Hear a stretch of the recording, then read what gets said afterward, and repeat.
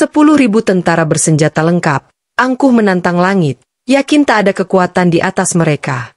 Tapi dalam sekejap, bumi bergetar, langit terbelah, dan wajah mereka berubah jadi makhluk hina berkepala babi. Teriakan, tangisan, dan penyesalan menggema di padang gurun, sementara satu demi satu menyadari, bukan senjata yang berkuasa, tapi Tuhan yang selama ini mereka hina. Inilah kisah nyata tentang azab, keadilan, dan keajaiban taubat. Sebelum cerita ini saya lanjutkan, saya mohon keikhlasan sahabat semua untuk like dan subscribe.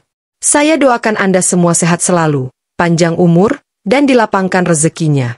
Baiklah, kita mulai saja ceritanya. Langit sore itu berwarna merah keperakan, seperti pertanda sesuatu yang tak biasa akan terjadi. Di sebuah perbatasan tandus yang memisahkan Gaza dari gurun Negev, deru mesin tank dan kendaraan tempur menggetarkan tanah. Di antara debu dan pasir, berdiri ribuan pasukan berseragam lengkap, 10.000 tentara Israel, dengan wajah tegang dan mata yang menyala-nyala. Mereka tidak sedang berlatih, mereka bersiap menyerang. Di tengah barisan itu, seorang komandan muda bernama Kolonel Eliaf berdiri di atas kendaraan lapis baja. Tubuhnya tegap, tatapannya keras. Ia dikenal sebagai prajurit yang tak kenal belas kasihan. Hari ini, katanya dengan nada sombong, kita akan bersihkan Gaza dari semua musuh. Tak akan ada lagi suara azan, tak akan ada lagi masjid yang berdiri. Sorak-sorai meledak di antara pasukannya. Mereka menepuk-nepuk senjata, tertawa keras, seakan perang hanyalah permainan. Sementara itu, di kejauhan, dari balik reruntuhan rumah dan bangunan hancur, seorang ulama tua Palestina menatap ke arah mereka dengan mata basah. Namanya Syekh Abdul Karim. Lelaki renta berusia lebih dari 70 tahun, tubuhnya kurus tapi hatinya teguh. Di tangannya tergenggam tasbih usang, bibirnya bergetar membaca doa. Ya Allah, lindungilah umatmu dari kebengisan manusia yang buta hati. Jika mereka sombong atas kekuatan, tunjukkanlah bahwa kekuatan sejati hanya milikmu. Angin sore berhembus lembut membawa doanya menembus medan perang. Di sisi lain, Kolonel Eliaf memandangi layar tablet di tangannya. Peta digital penuh titik merah dan biru. Ia tersenyum sinis. Lihat, semua target sudah kita kunci. Tak ada tempat untuk mereka bersembunyi. Salah satu prajurit muda, Yonatan, menatap ragu. Tuan, mereka hanya warga sipil, banyak anak-anak di sana. Eliaf mendengus kasar. Diam. Kau prajurit, bukan pendeta. Tugasmu menembak, bukan menangis. Yonatan menunduk. Tapi jauh di dalam hatinya, sesuatu terasa salah. Ia teringat wajah seorang bocah Palestina yang dulu ia tembak karena salah identifikasi. Setiap malam mimpi buruk itu datang, wajah anak itu menatapnya, tersenyum, lalu berlumuran darah. Sementara itu, di kota Gaza, azan maghrib berkumandang lirih dari masjid yang masih tersisa. Suaranya lemah, tapi menggetarkan hati siapapun yang mendengar. Beberapa orang masih berwudu dengan air seadanya, sebagian lagi bersembunyi di ruang bawah tanah sambil memeluk anak-anak mereka. Syekh Abdul Karim berdiri di halaman kecil masjidnya yang tinggal separuh, memandang langit barat yang mulai gelap. Mereka sombong, ya Allah, katanya lirih, tapi engkau maha besar. Bila engkau berkehendak, engkau bisa membalikkan keadaan dalam sekejap. Di medan perang, pasukan Israel mulai bergerak. Tank-tank melaju. Helikopter berputar di udara. Langit mendadak gelap, awan hitam menggulung, angin bertiup kencang. Tapi Eliaf tak peduli. Ia menatap ke depan dan berteriak, "Maju!" Dentuman artileri memecah keheningan malam. Ledakan demi ledakan mengguncang bumi. Asap mengepul, api membakar sisa-sisa rumah. Dari kejauhan, terdengar tangisan perempuan dan anak-anak. Namun bagi sebagian prajurit, suara itu seperti musik kemenangan. Di tengah hiruk-pikuk itu, seekor burung gagak melintas rendah, melengking panjang, suaranya aneh, seperti seruan peringatan. Yonatan yang melihatnya bergidik. Entah mengapa bulu kuduknya berdiri. Ia memalingkan wajah ke arah langit, dan untuk sesaat, langit tampak bergetar, seperti berdenyut dengan cahaya samar. Malam semakin larut. Hujan turun deras tiba-tiba, tapi bukan hujan biasa. Butirannya besar, berat, dan ketika jatuh ke tanah, menimbulkan aroma seperti logam terbakar. Apa ini? Salah satu prajurit berteriak panik. Kenapa airnya panas? Eliaf mengangkat tangannya, mencoba menenangkan pasukannya. Jangan takut. Ini cuma badai gurun. Lanjutkan perintah. Namun tak ada yang menyadari bahwa di sisi lain medan perang, Syekh Abdul Karim bersama beberapa jamaah sudah sujud panjang di tanah, menengadah ke langit yang sama. Air matanya mengalir deras. Ya Allah, jika engkau ingin menunjukkan keadilanmu, maka inilah saatnya. Detik itu juga, petir menyambar keras. Gurun yang gelap seakan diselimuti cahaya putih menyilaukan. Angin berputar cepat membentuk pusaran besar, mengangkat pasir setinggi pohon. Suara bergemuruh seperti ribuan singa mengaum bersamaan. Beberapa prajurit terlempar, sebagian jatuh tersungkur. Yonatan berusaha menolong rekannya, tapi tubuhnya terasa berat. Dari kejauhan ia melihat Kolonel Eliaf berdiri menentang badai, menatap ke langit sambil berteriak, "Mana Tuhan mereka sekarang? Kalau memang Tuhan mereka ada, biar dia turunkan petir ke kepalaku." Dan seolah langit menjawab kesombongan itu, satu cahaya petir yang luar biasa terang menyambar ke arah tempat Eliaf berdiri. Suaranya menggelegar, tanah bergetar, dan semua orang terdiam. Setelah kilatan itu reda, Kolonel Eliaf jatuh tersungkur, tubuhnya hangus sebagian. Ia bangkit perlahan, wajahnya pucat, tapi di bawah helmnya, terlihat sesuatu yang aneh. Kulitnya mulai berubah warna, matanya membesar, hidungnya melebar. Yonatan menatap ngeri. "Tuan, wajah Anda." Namun Eliaf hanya mengerang pelan. Tangannya bergetar. Ia menyentuh wajahnya sendiri dan berteriak panik. Apa yang terjadi padaku? Kenapa wajahku seperti ini?" Suara tangisan dan jeritan mulai terdengar di antara barisan pasukan. Satu persatu prajurit merasakan hal yang sama. Tubuh mereka bergetar, kulit mereka berubah, tulang-tulang wajah mereka bergeser. Dalam hitungan menit, ribuan tentara menjerit kesakitan. Yonatan berlari ke arah kendaraan, tapi kaca spion memantulkan wajahnya sendiri, dan ia melihat moncong babi menggantikan wajah manusia. Ia menjerit histeris, jatuh bersujud, menangis. "Ya Tuhan, ampuni kami. Kami sudah terlalu jauh." Dari kejauhan, Syekh Abdul Karim menatap ke arah medan perang yang kini diliputi kilatan petir.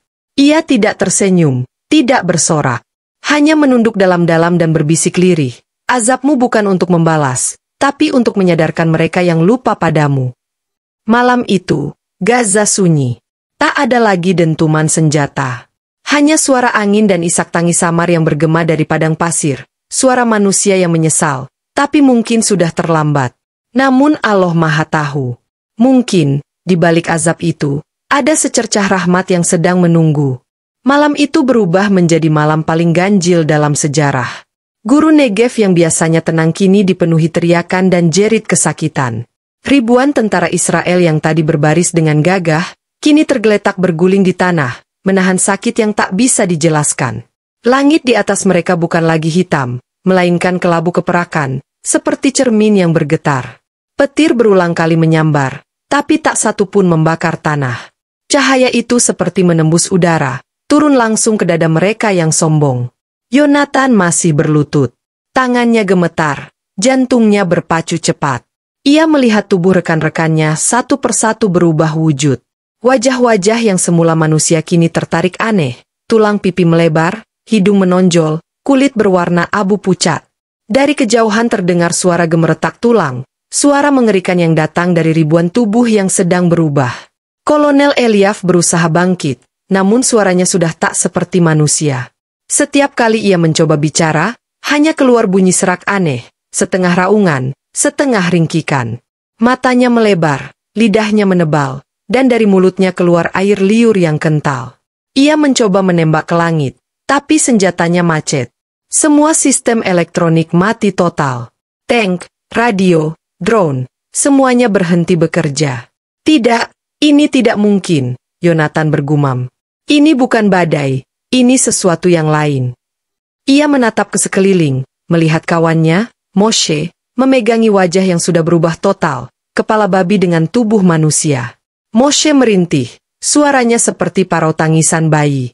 Ia berlari tanpa arah, menabrak kendaraan, lalu tersungkur ke tanah sambil memukuli dirinya sendiri.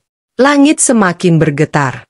Dari kejauhan terdengar suara menggelegar, bukan dari pesawat, bukan dari senjata, tapi seperti datang dari dalam bumi.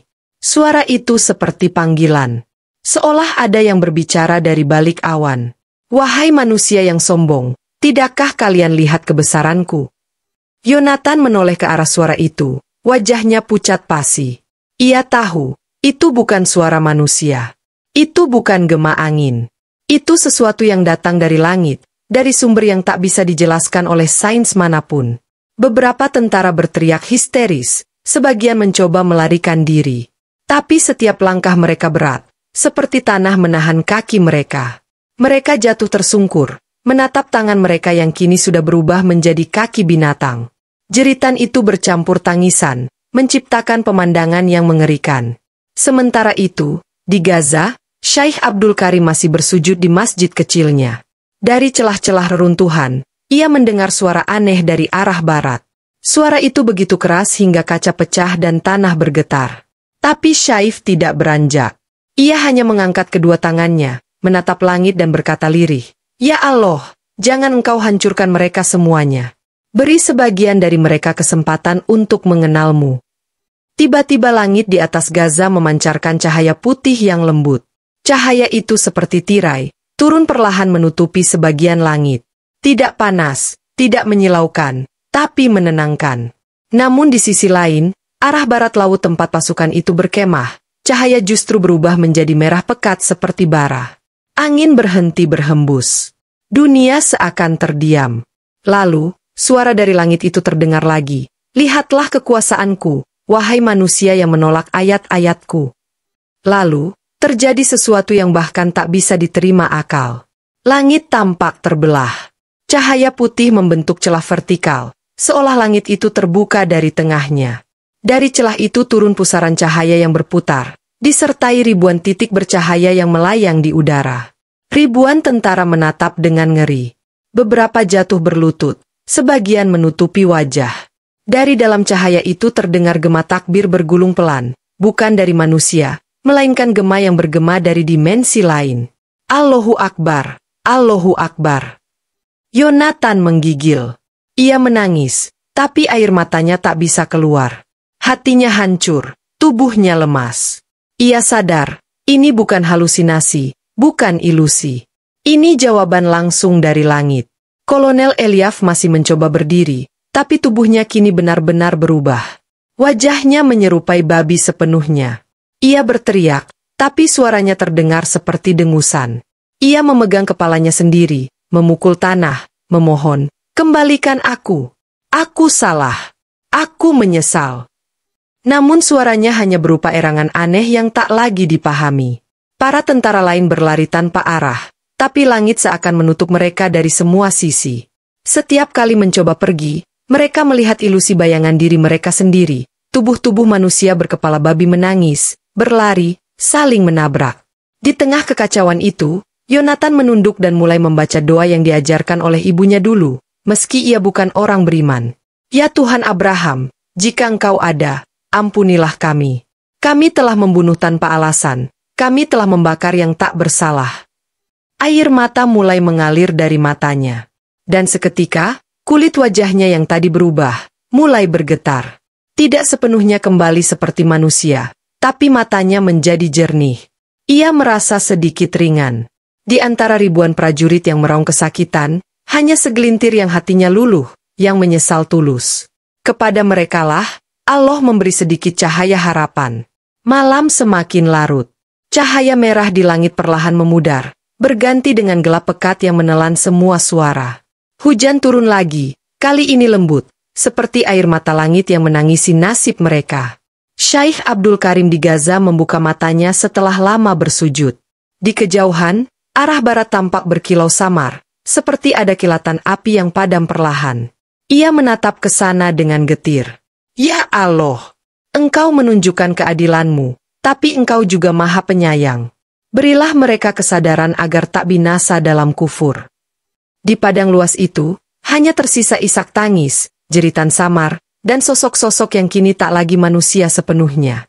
Mereka berjalan tertatih, menutupi wajah, saling membantu, meski dalam wujud hina. Malam itu, Sejarah mencatat peristiwa yang tak akan pernah ditemukan di buku manapun. Tapi bumi mengingatnya. Angin menyimpannya.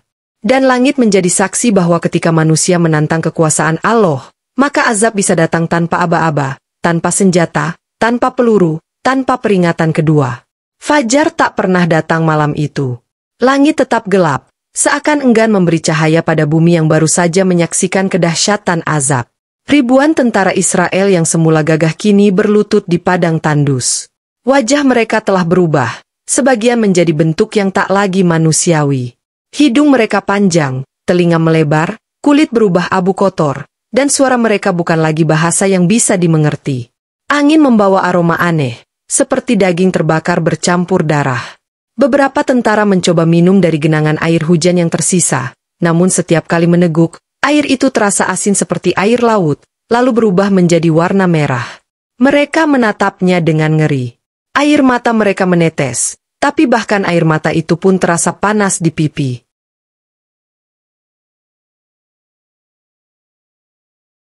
Yonatan berjalan tertatih di antara teman-temannya yang meraung. Ia masih memiliki kesadaran manusia, tapi tubuhnya berat, dan wajahnya sebagian sudah berubah. Ia mendekati Kolonel Eliaf yang kini terduduk diam, memegangi wajahnya yang sudah benar-benar menyerupai babi.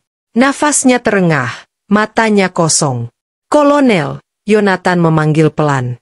Tak ada jawaban. Hanya suara erangan rendah yang menyayat hati. Yonatan berlutut di depannya. "Dulu Anda bilang Tuhan tak bisa menghentikan kita, tapi lihatlah sekarang. Semua hancur. Semua lenyap." Eliaf menatapnya. Tapi tatapan itu tak lagi seperti manusia. Ia mencoba berbicara, tapi suaranya hanya gumaman lirih yang tak bisa dipahami. Dari matanya menetes air mata. Ya, bahkan dalam wujud itu, ia menangis, menyesali semua kesombongan yang dulu ia banggakan. Malam makin senyap. Tidak ada lagi ledakan, tidak ada suara mesin, tidak ada perintah militer. Yang tersisa hanya suara rintihan panjang dan desahan keputusasaan. Beberapa tentara berusaha saling menguatkan, tapi mereka tak lagi bisa mengenali wajah satu sama lain. Mereka takut dengan bayangan sendiri. "Ya Tuhan," Yonatan berbisik, menengadah ke langit yang hitam. "Apakah Engkau masih mendengar kami? Apakah masih ada pengampunan untuk makhluk sehina ini?" Dari kejauhan, samar terdengar suara seperti gemuruh air. Yonatan menoleh, dan melihat sesuatu seperti kabut tebal bergerak mendekat perlahan. Tapi bukan kabut biasa, di dalamnya terdengar suara-suara zikir dan istighfar, seolah ribuan malaikat sedang melantunkan tasbih.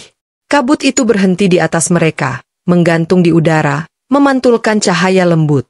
Ratusan tentara yang masih memiliki kesadaran manusia mulai menatap ke atas.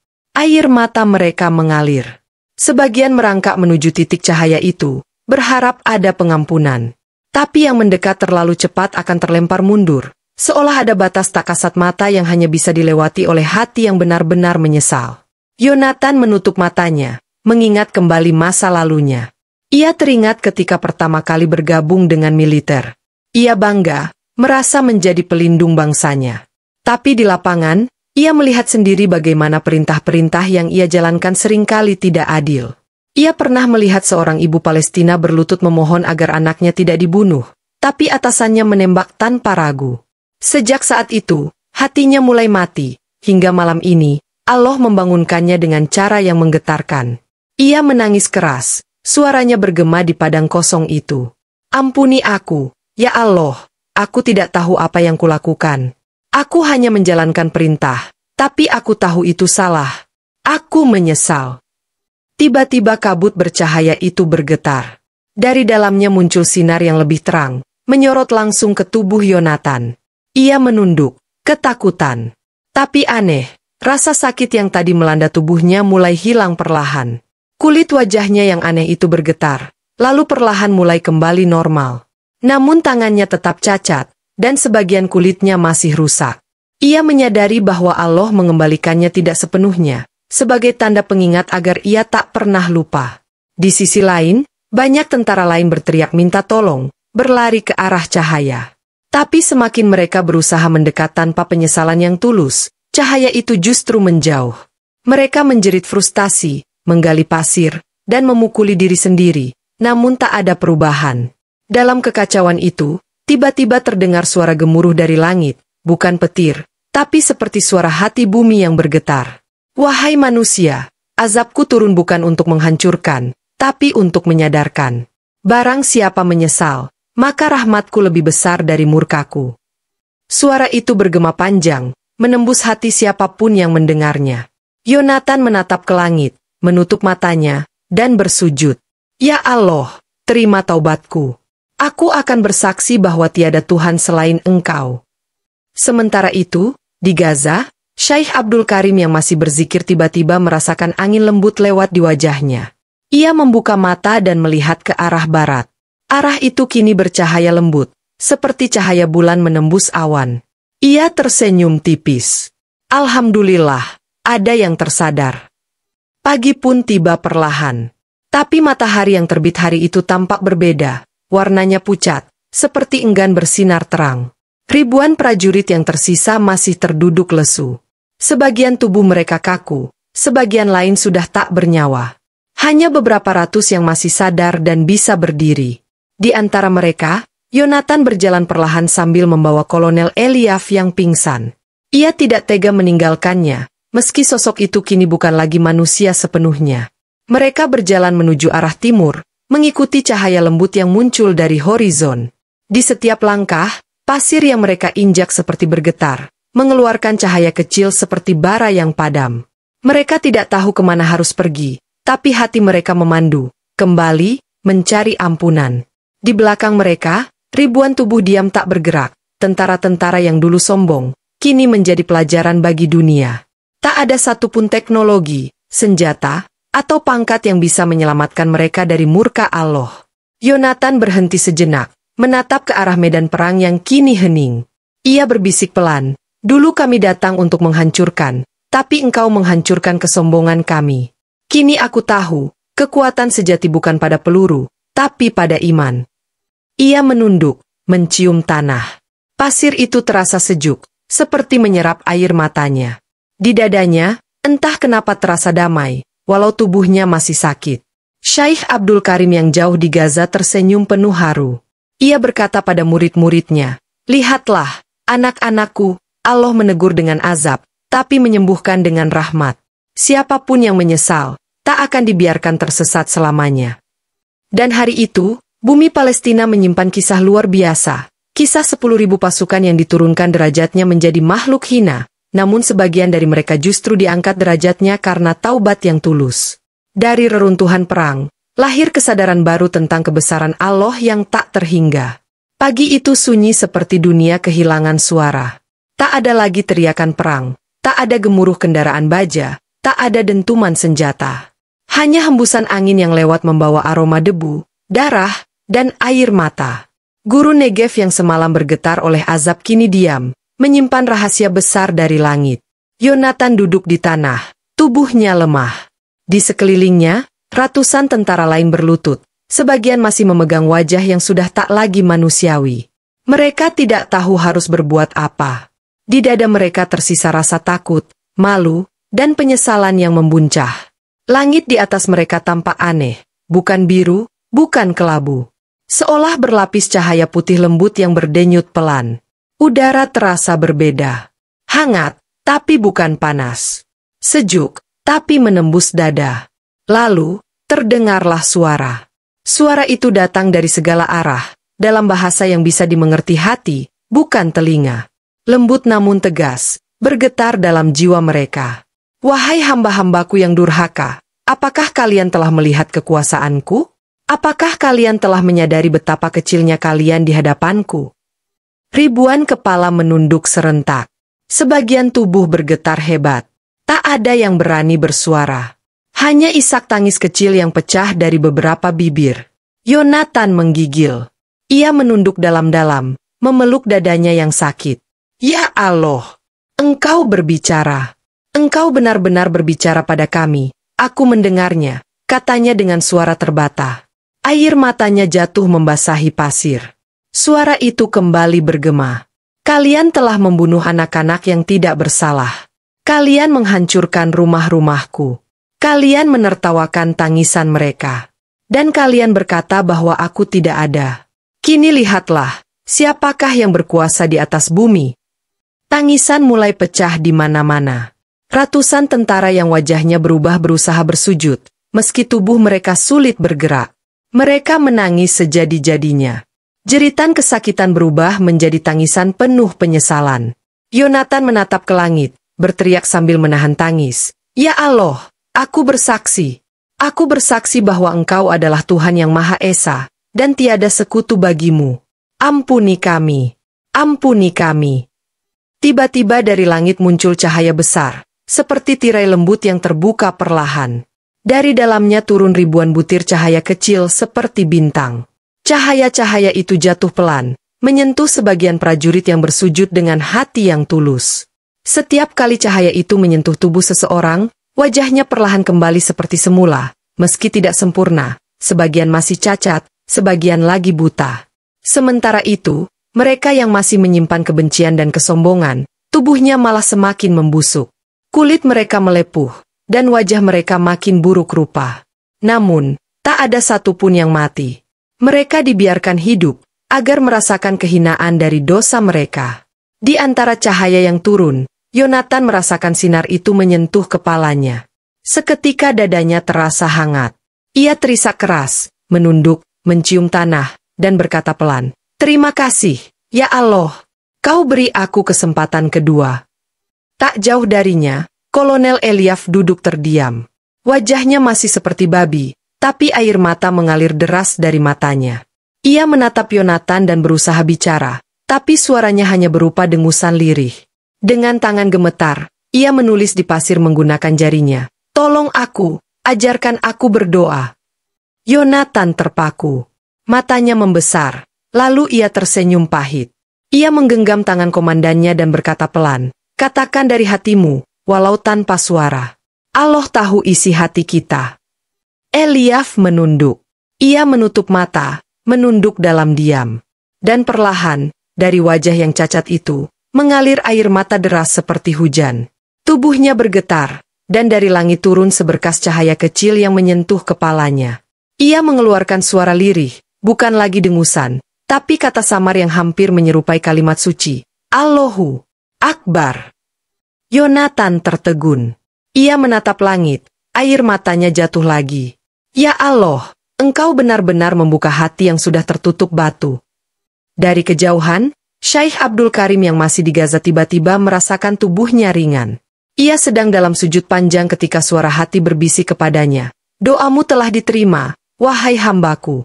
Sebagian dari mereka telah kembali kepadaku." Ulama tua itu menangis bahagia. Ia menatap ke arah barat dan berkata lirih, "Alhamdulillah, maha benar janjimu, ya Rab." Beberapa hari berlalu. Hujan turun lembut setiap malam di padang itu.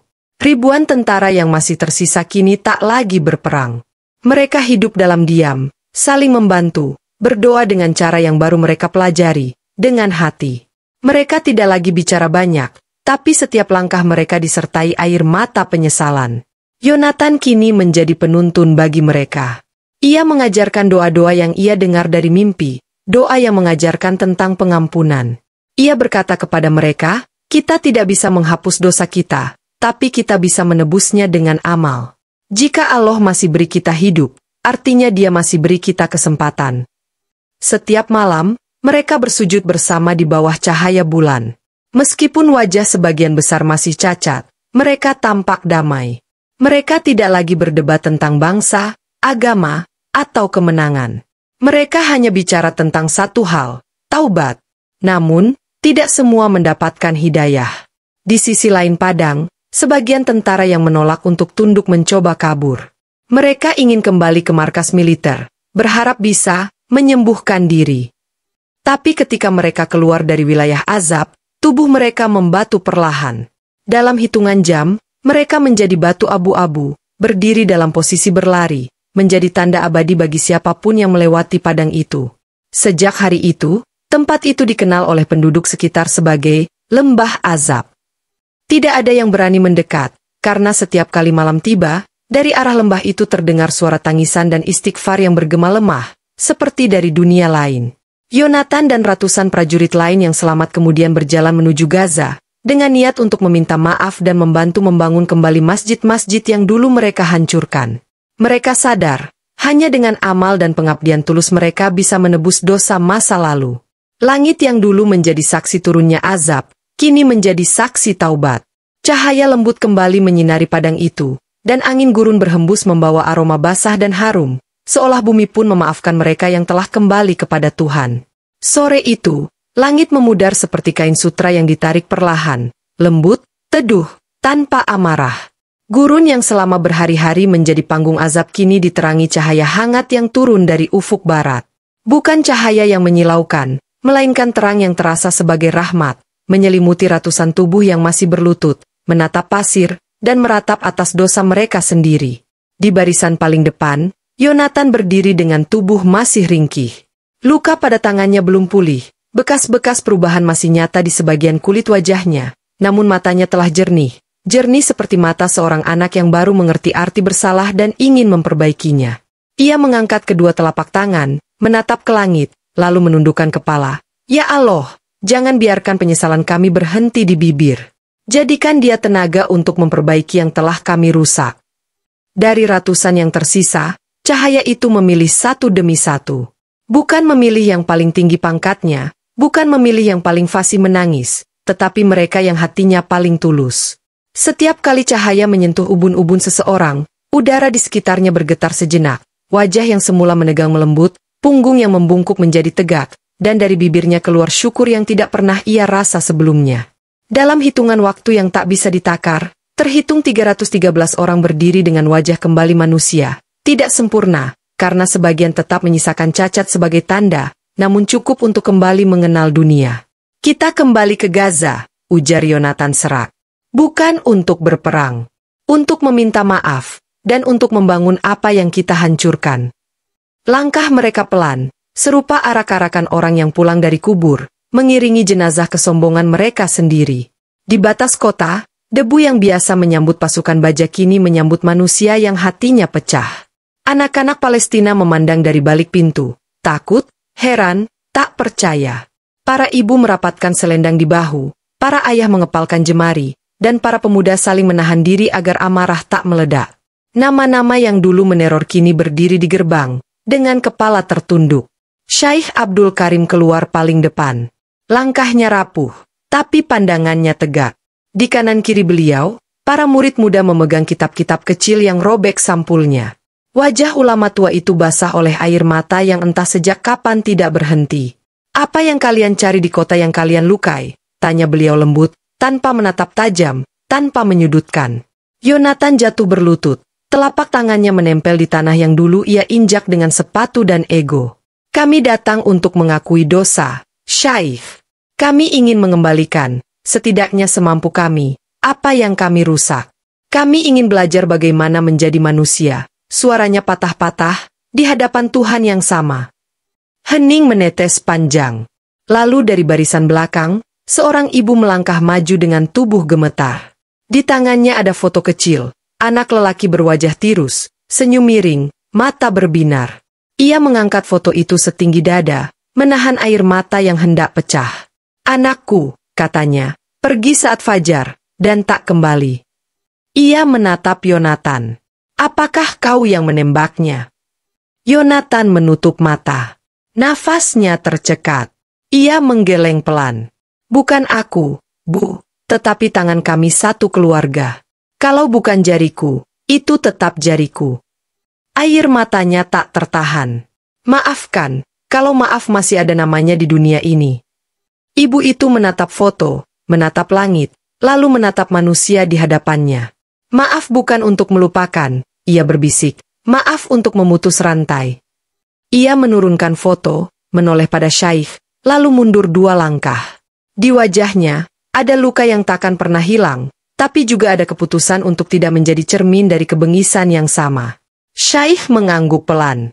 Kalau kalian sungguh ingin belajar menjadi manusia, mulailah dari 2 hal, katanya. Kembalikan hak, dan biasakan sujud.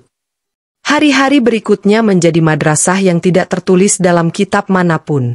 313 orang itu belajar wudhu dari keran bocor di halaman masjid. Air mengalir seperti ayat, membasuh tangan yang dulu membawa senjata, wajah yang dulu menatap dengan congkak, telinga yang dulu tuli atas tangisan, dan kaki yang dulu menendang pintu-pintu orang lemah. Satu persatu mereka berdiri rapat, tak lagi memikirkan pangkat. Takbir pertama terasa canggung, rukuk mereka gemetar. Sujud pertama membuat bahu mereka bergetar seperti anak-anak yang baru menemukan rumah. Di sela-sela solat, mereka bekerja. Yonatan memimpin tim untuk membangun kembali masjid Syaikh yang tinggal setengah, mengangkat bata, menyusun kayu, memaku atap seng. Setiap kali tangan bergetar, setiap kali palu terlepas, mereka mengulang satu kalimat yang diajarkan para murid Syaikh. Robbik firli, warhamni, wajburni, warfani, wahdini, afini, warzukni. Rahang yang dulu menghardik kini mengucapkan pinta penuh rendah hati. Di ujung lorong kota, sekelompok dari mereka mendatangi keluarga-keluarga yang pernah mereka geledah, mengembalikan perhiasan kecil, uang receh, foto-foto usang yang dulu dicabik, dan mainan plastik yang dulu mereka injak. Kami tidak bisa mengembalikan yang telah jadi abu, kata mereka di depan satu rumah yang kosong karena penghuninya tidak kembali. Tetapi izinkan kami menjadi tangan yang memulihkan atap dan dinding untuk tetangga-tetanggamu. Ada yang menutup pintu di hadapan mereka. Itu hak setiap hati untuk berduka. Tetapi semakin hari, semakin banyak pintu yang terbuka setengah. Cukup untuk satu kalimat. Letakkan saja di teras, lalu pergilah dengan tenang. Lalu esoknya pintu itu terbuka lebih lebar. Kau bisa memaku jendela yang patah itu. Dan hari ketiga, pintu itu terbuka sepenuhnya. Masuklah, ada teh pahit yang menunggu. Kolonel Eliaf, yang wajahnya belum kembali, memilih kerja paling sunyi, mengangkat puing. Ia tidak banyak bicara, tidak pula memimpin, hanya memindahkan batu demi batu dengan tangan yang lecet, menumpuknya di ujung jalan sebagai dinding penahan banjir. Anak-anak menatapnya serupa menatap sesosok yang menakutkan, sebagian bersembunyi di balik kaki ibu. Eliaf berhenti, duduk bertumpu pada lutut, lalu mengeluarkan sepotong permen dari saku, bukan untuk menyogok, melainkan untuk mengingatkan diri sendiri bahwa anak-anak adalah dunia yang seharusnya dilindungi. Ia meletakkannya di atas batu, tidak memanggil, tidak memaksa, lalu kembali mengangkat puing. Sore itu, satu tangan kecil mengambil permen dan menyisakan sebutir kurma di tempat yang sama.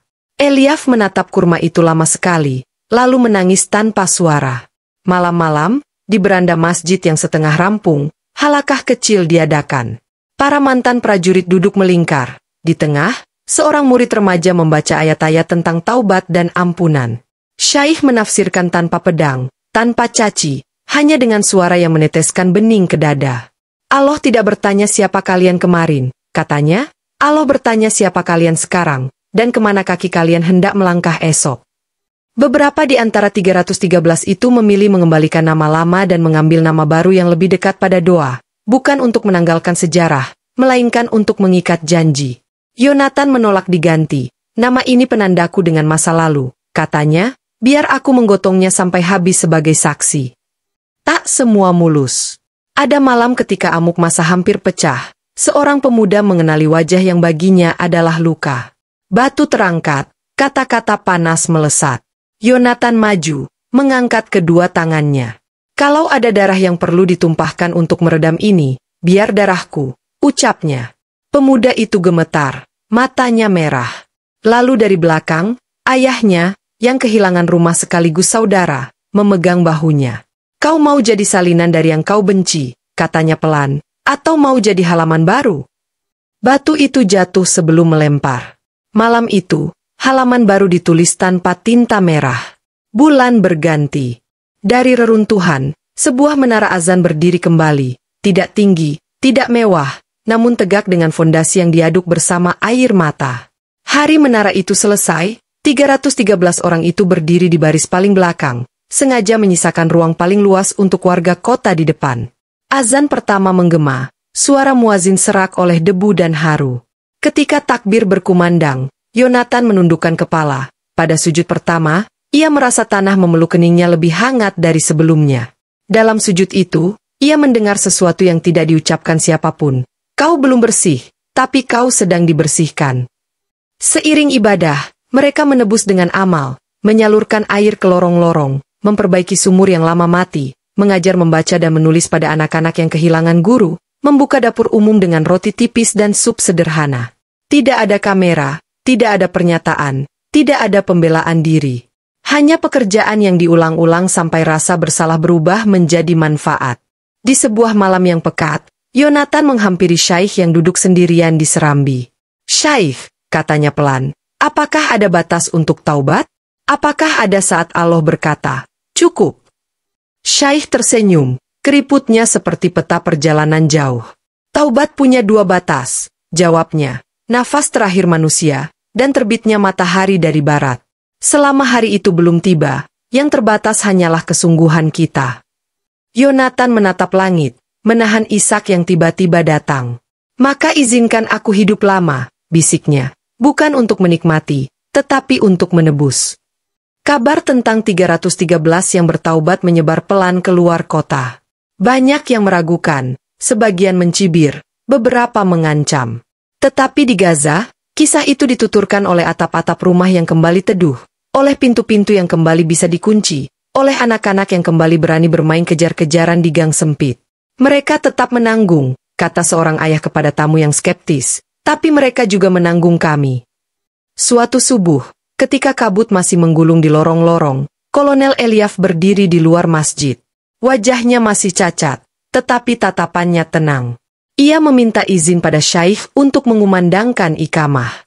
Suaranya parau, terbata, namun setiap suku kata jatuh seperti batu kecil ke air tenang, membuat riak yang meluas. Setelah sholat, ia menulis di pasir, "Aku ingin belajar menjadi orang yang kalau datang, hati orang-orang menjadi tenang." Syaikh menatapnya lama, lalu meraih tangannya. "Maka mulai hari ini, belajarlah menghilang, bekerja cukup dalam diam, agar tenang itu tumbuh dari Allah, bukan dari namamu." Malam menjelang lagi. Di teras masjid, 313 orang itu duduk memandangi menara pendek yang mereka tinggikan dengan upaya yang panjang. Tidak ada tepuk tangan, tidak ada perayaan. Hanya hamdalah yang mengalun pendek.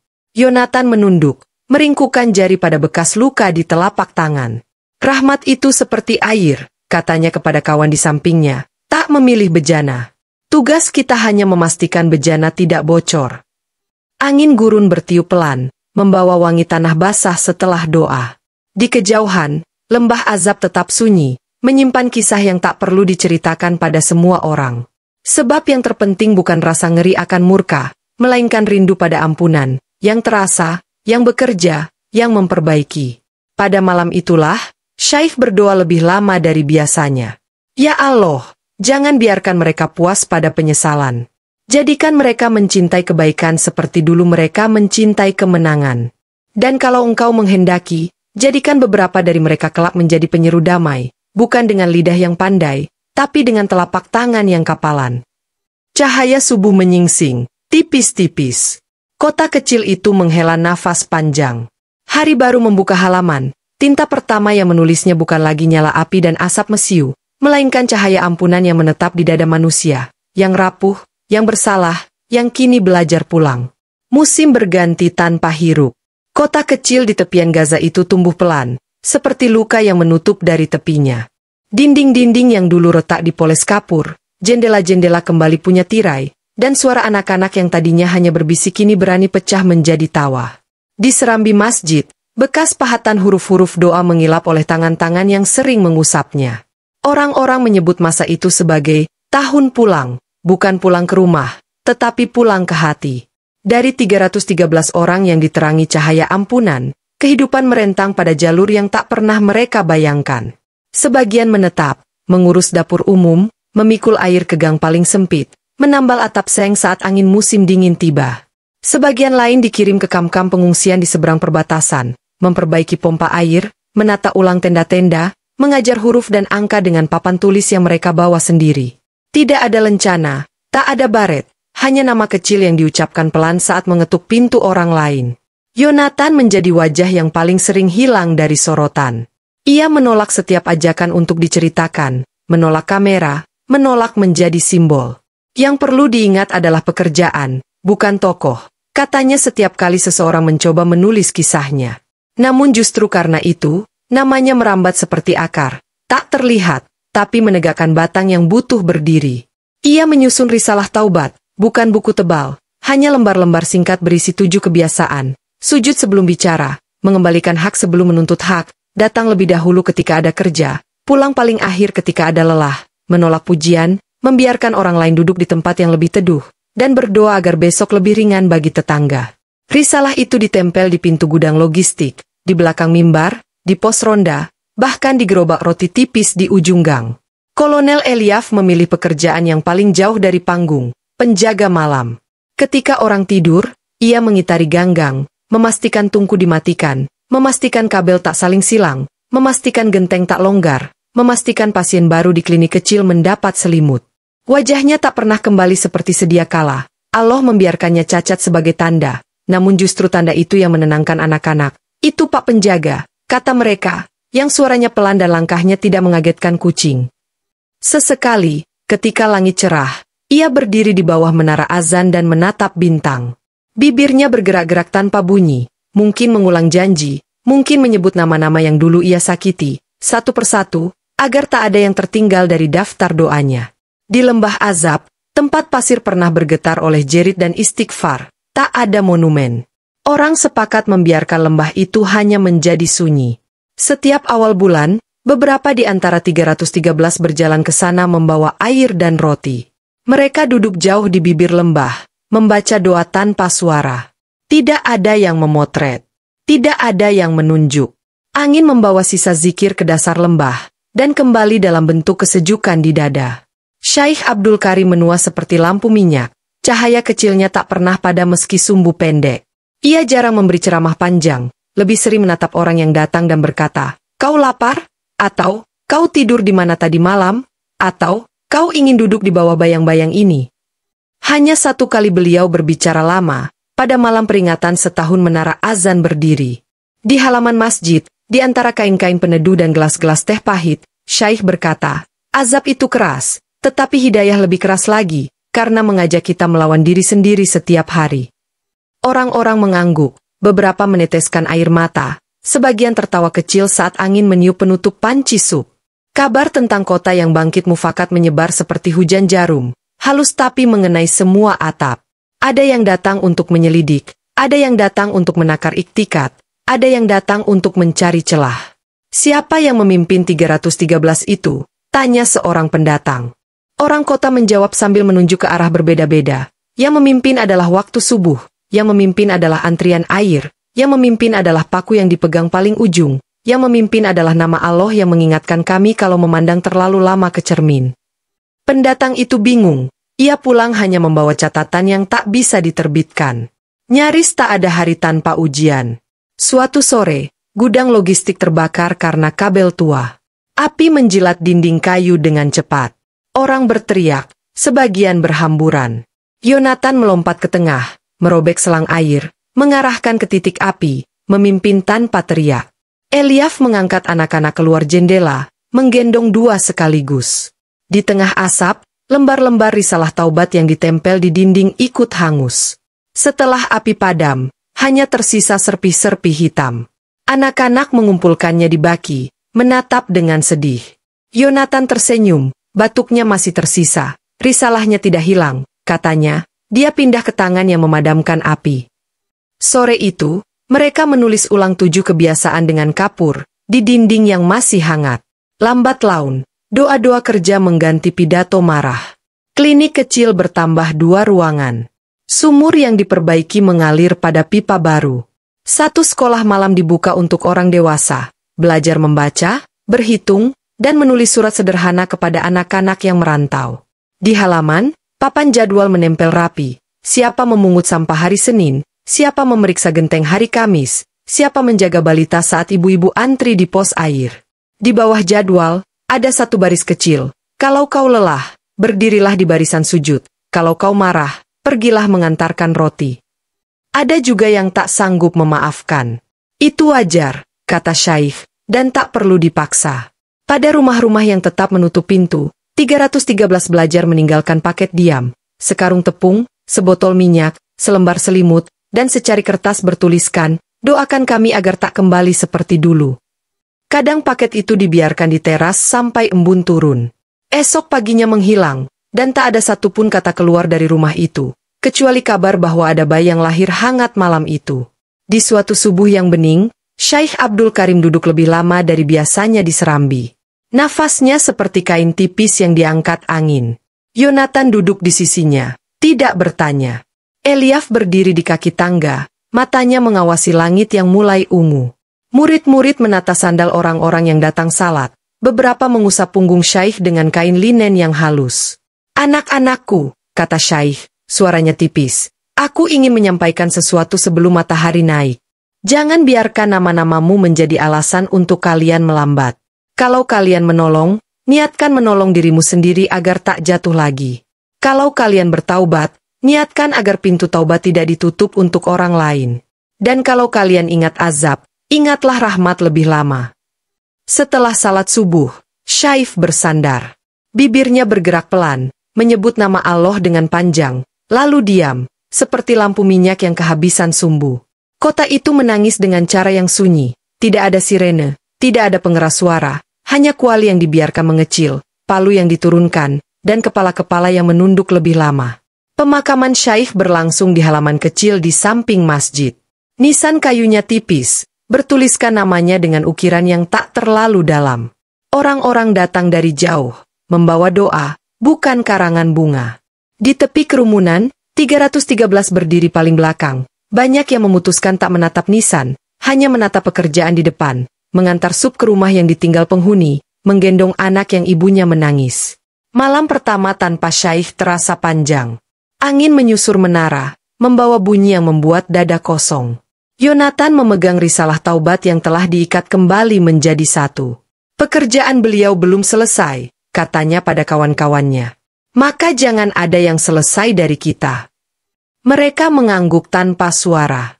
Waktu terus berjalan. Di tahun ketiga, kota itu memiliki pasar kecil yang teratur, rumah baca dari kontainer bekas, dan kebun sayur di lahan tidur. Di tahun keempat, sekelompok dari 313 berangkat ke desa lain untuk menyalin pola yang sama, tidak dengan ceramah, tetapi dengan palu, pipa, dan selang air. Mereka bukan juru damai yang pandai berkata-kata, mereka tukang yang pandai menutup kebocoran. Yonatan menua dengan cepat. Luka lama mengajarinya cara berjalan pelan. Suatu petang, seorang pemuda menemuinya di gudang. "Kau yang menulis risalah ini?" tanya pemuda itu. Yonatan menggeleng. "Risalah ini menulis dirinya sendiri ketika kami tak kuat lagi menjadi orang lama." Pemuda itu tertawa kecil, menyerahkan gulungan kertas. "Tambahkan satu kebiasaan lagi," katanya. Yonatan membaca. "Bila engkau teringat azab, jangan takut pada langit, takutlah pada dirimu ketika memegang kuasa." Yonatan menepuk bahu pemuda itu. "Kau sudah paham. Esok kau memimpin giliran air." Sementara itu, Eliaf memilih menghilang lebih sering. Tak ada yang tahu persis kemana ia pergi di jam-jam tertentu.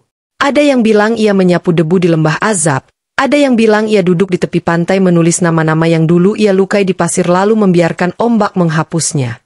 Suatu malam, hujan jatuh pelan. Di bawah menara azan, orang menemukan selembar kertas basah milik Eliaf, hanya 2 baris. "Dulu aku mencari kemenangan dengan derap sepatu. Kini aku mengejarnya dengan mengangkat beban orang lain 1 jengkal." Kertas itu dikeringkan dan diselipkan di belakang risalah. Dalam banyak tahun, generasi baru tumbuh tanpa menyaksikan malam petir dan jerit. Mereka hanya mendengar kisah yang diceritakan tanpa menabalkan kebencian. Orang tua menuturkan seperti ini, pernah ada pasukan yang datang dengan senjata, lalu Allah luluhkan menjadi tetangga. Hati mereka diputar balik, dan sejak itu, pintu kami punya 2 daun, 1 untuk maaf, 1 untuk kerja. Anak-anak mengangguk, lalu berlari. Mereka tidak perlu menghafal tanggal. Yang penting adalah kebiasaan yang mereka warisi. Sejarah, yang ditulis tangan manusia, mungkin takkan percaya pada kisah kepala babi dan langit yang terbelah. Tetapi bumi yang menampung sujud, air yang mengalir di pipa baru, dan roti yang hangat di meja janda, semuanya menjadi catatan yang tidak butuh tinta. Jika ada orang luar yang bertanya, "Apakah kalian yakin semua itu pernah terjadi?" Orang kota tersenyum, menunjuk telapak tangan mereka yang kapalan. "Kami yakin pada sesuatu yang bisa disentuh, keringat, air mata, dan damai yang tidak mengantuk." Suatu fajar yang jauh dari hari-hari itu, azan kembali berkumandang. Suaranya tidak sempurna, ada serak di ujung, ada nada yang turun terlalu cepat. Namun di sela ketidaksempurnaan itulah, kota itu menemukan kebahagiaan yang tak bisa dipecahkan oleh logika perang. Di syaf paling belakang, tersisa beberapa kepala yang dulu menyaksikan malam azab. Mereka saling berpandangan, menunduk, lalu sujud. Di tanah, mereka berbisik, "Ya Allah, jangan jadikan kami berita, jadikan kami manfaat." Ketika matahari terbit, cahaya menyapu menara, rumah, jalan, dan kebun. Di lembah azab yang jauh, angin berputar kecil, mengangkat butir debu dan menjatuhkannya lagi pelan-pelan. Tidak ada raung, tidak ada bayang-bayang yang mengejar. Hanya hening, hening yang di dalamnya ada janji, bahwa murka bisa menjadi pintu, dan di balik pintu selalu ada ruang bernama taubat. Kota itu berjalan terus, dengan langkah yang telah belajar menahan diri. 313 menjadi lebih sedikit, sebagian wafat, sebagian menua, sebagian pergi menanam kebaikan di tempat lain. Namun angka itu tidak penting, yang penting adalah kualitas sujud yang ditinggalkan. Setiap kali palu diketuk, setiap kali roti dibagi, setiap kali pintu dibuka tanpa bertanya, orang-orang mengucap satu kalimat yang mereka pelajari dari perjalanan panjang. Allah mengazab untuk menyadarkan, dan mengasihi untuk menyempurnakan. Maka jika kelak dunia lupa pada kota kecil ini, lupa pada menara rendah dan gudang yang pernah terbakar, lupa pada lembaran risalah yang ditempel ulang dengan kapur, lupa pada penjaga malam yang wajahnya membawa tanda, tidak apa-apa. Sebab yang disimpan di langit bukan nama dan angka, melainkan perubahan, dari congkak ke tenang, dari keras ke lembut, dari menakutkan ke menenangkan. Dan perubahan adalah kisah paling panjang, yang melampaui semua ledakan yang pernah berusaha membuatnya bungkam. Jangan pernah menantang kekuasaan Allah dengan kesombongan, karena sekejap saja, kebesaran dunia bisa menjadi kehinaan. Namun ketahuilah, rahmatnya jauh lebih luas dari murkanya. Azab bukan akhir, melainkan panggilan agar manusia sadar dan kembali. Siapapun yang bertaubat dengan hati tulus akan menemukan cahaya ampunan, bahkan di tengah gelapnya dosa dan kehancuran.